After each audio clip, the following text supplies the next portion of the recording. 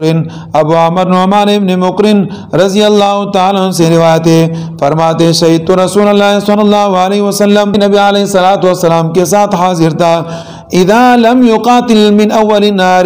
کہ جب نبی علیہ السلام دن کی ابتدا میں جہاد نہ کرتے اخر القتال،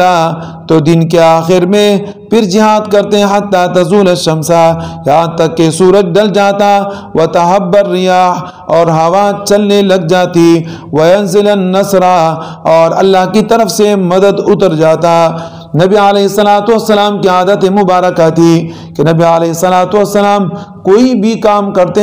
چاہے سفر پہ جاتے تو تب بھی اس کی ابتدا صبح سے کرتے، اسی کہ اللہ پاک نے صبح کے وقت میں نبی علیہ السلام کی امت کے لیے خیر رکھا ہے، جیسے کہ اللہ پاک کا ارشاد ہے وَالصُّبْحُ خیر، صبح کے وقت میں خیر ہے۔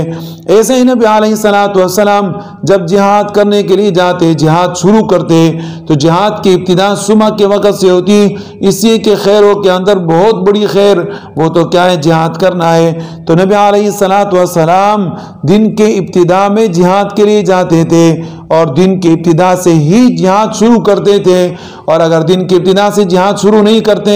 کسی عذر کی بنا پر تو جب سورج ڈل جاتا اس کے بعد نبی علیہ السلام جہاد کے لیے جاتے تھے۔ اس کی وجہ یہ ہوتی کہ جب سورج ڈل جاتا روشنی زیادہ ہوتی اور اس وقت چال چلن کا پتہ چلتا، کون آ رہا ہے کون جا رہا ہے، اور اللہ کی طرف سے مدد بھی آ رہا تھی، تو نبی علیہ السلام جہاد شروع فرما دیتے۔ رواہ ابو داؤد و ترمذی وقال حدیث حسن صحیح۔